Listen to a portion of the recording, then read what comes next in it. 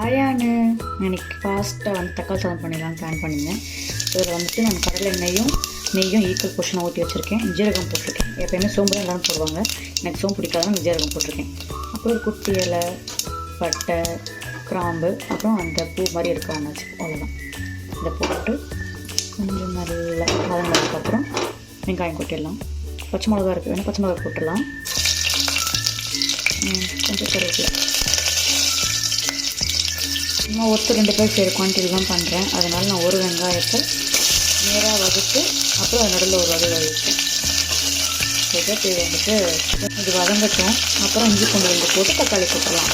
நான் ஒரு வெங்காயம் 3 தக்காளி அந்த ப்ரொபோஷனில் தான் நான் எக்ஸ்பிளைன் பண்ணுறேன். இன்கேஸ் வந்துட்டு அவங்க நிறைய பேர் இருக்காங்க வீட்டில் அப்படின்னா வந்துட்டு 1.5 வெங்காயம் 5லேருந்து 6 தக்காளி போட்டுப்பேன். வெங்காயம் வந்து கொஞ்சம் வெங்காயத்தை உப்பு போட்டுப்பேன். ஏன்னா வெங்காயத்தில் தண்ணியாக அந்த உப்பு தெரியும் அப்படின்றது தான் எனக்கு ஒரு ஃபீலிங். அந்த டேஸ்ட் ரொம்ப பிடிக்கும். அதனால் வெங்காயம் கொஞ்சோண்டு உப்பு போட்டுப்பேன். மஞ்சள் இப்போ போட மாட்டேன். மஞ்சள் நீங்கள் வந்துட்டு தக்காளி போட்டு அப்புறம் போட்டிங்கன்னா அது ஒரு ஸ்மெல் வரும் பாருங்கள், சூப்பராக இருக்கும். அந்த ஸ்மெல்லுக்காக மஞ்சள் நான் அப்போ போடுவேன். கொஞ்சம் இஞ்சி பூண்டு வந்து போட்டுக்கிறேன். என்கிட்ட இன்றைக்கி இஞ்சி பூண்டு வந்துருக்கு, அதனால் அதை போட்டுக்கிறேன். நேற்று நான் அப்படியே டேரெக்டாக போட்டேன் இடிச்சு. பட் இன்றைக்கி வந்துட்டு நான் வச்சுருக்கேன், இது போட்டுக்கிறேன். இது மாறினதுக்கப்புறம் தக்காளி போடணும் எங்கள் அம்மா அடிக்கடி சொல்லுவாங்க. பட் நான் கேட்கவே மாட்டேன், உடனே தக்காளி போட்டுருவேன். பட் அதோட ஸ்மெல் வந்துட்டு நம்ம சாப்பிடும்போது ரிஃப்ளெக்ட் ஆகுது. ஸோ நல்லா வதங்கினதுக்கப்புறம் தக்காளி போட்டிங்கன்னா சூப்பராக இருக்கும். நான் இப்போ தக்காளி போட்டுக்கிறேன். கலர் வந்து உங்களுக்கு தெரியுதா, ஓரளவுக்கு கோல்டன் ஆகிடுச்சு.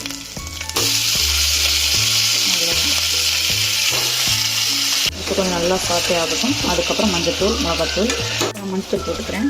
அப்புறம் கொஞ்சம் நேரம் கழித்து மிளகாத்தூளும் மஞ்சத்தூள் போட்டுட்டு கொஞ்சம் பரட்டிட்டு தண்ணி விட்டுடலாம்.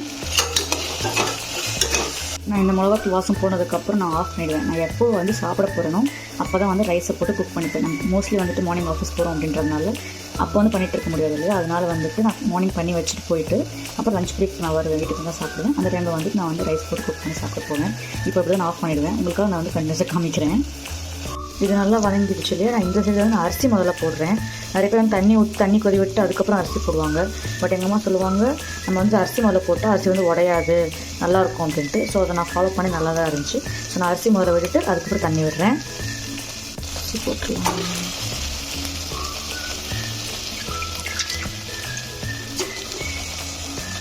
இப்போ நல்லா சாட்டே பண்ணிவிட்டு ஒரு 1 மினிட் ஆர் 2 மினிட் அது தண்ணி கொஞ்சோண்டு இருக்குல்ல, அது நான் ட்ரைன் வரைக்கும் விடுவேன்.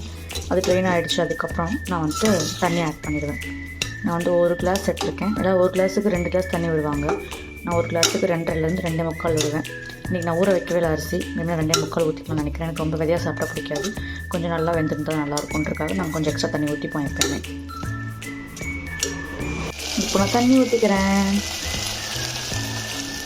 1 கிளாஸ், அப்புறம் 2 கிளாஸ் ப்ளஸ் ஒரு 3/4 கிளாஸ். அவ்வளோதான். இது நல்லா கொதிச்சதுக்கப்புறம் நான் மூடி போடுவேன். இப்போ இந்த மேலே வருது இல்லையா பட்டை, கிராம்பு, இலையெல்லாம், அதெல்லாம் தூக்கி போட்டுருவேன். ஏன்னா எனக்கு அது பிடிக்காது. தூக்கி போட்டு அதுக்கப்புறம் நான் மூடி போட்டுருவேன். பிடிக்காது பட் அதே சேம் டைம் வந்து மசாலா இருக்குன்னு நினச்சிங்கன்னா இது மாதிரி ஃபாலோ பண்ணிக்கோங்க. நான் மிளகா தூக்கி போட்டுருவேன். அப்புறம் இந்த மாதிரி பட்டை, கிராம்பெல்லாம் தூக்கி போட்டுருவேன் விசில் போடுறதுக்கு முன்னாடி. நீங்கள் அதை ஃபாலோ பண்ணிங்கன்னா அந்த ஃபுல் எசன்ஸும் இறங்காது, அட் சேம் டைம் கொஞ்சம் எசன்ஸ் கிடைக்கிற மாதிரி இருக்கும். ஹோட்டலெல்லாம் வந்துட்டு மூட்டை கட்டி போடுவாங்க. நீங்கள் பார்த்துருப்பீங்களா, கேள்விப்பட்டிருப்பேன், எனக்கு தெரியல. இந்த மாதிரி என்ன மாதிரி பிடிக்காதவங்களுக்கு அது ரொம்ப சூப்பர் போல். ஒரு மாதிரி வந்துட்டு துணியில் ஒயிட் துணியில் வந்து மூட்டை கட்டி அதை வந்துட்டு உள்ளே போட்டுருவாங்க. அப்புறம் அதை எடுத்து வெளியே போட்டுருவாங்க. ஸோ தட் உங்களுக்கு எந்த இதுவுமே உள்ளே இருக்காது, பட் எசன்ஸ் இருக்கும். நம்ம ட்ரை பண்ணி பார்க்கணும்னு நினைக்கிறேன். மட்டும் நான் ட்ரை பண்ணதில்லை. நிறைய பேர் வந்து தயிர் அப்புறம் வந்து லெமன்லாம் புளிகிறாங்க. அதெல்லாம் வேஸ்ட்டு. இதுவே ரொம்ப சூப்பராக இருக்குது. நீங்கள் அவ்வளோ காம்ப்ளிகேஷன்லாம் பண்ணிக்காமல் சிம்பிளாக பண்ணிங்கன்னா ரொம்ப நல்லாயிருக்கும். சரி, இப்போ மூடி போட்டுறேன்.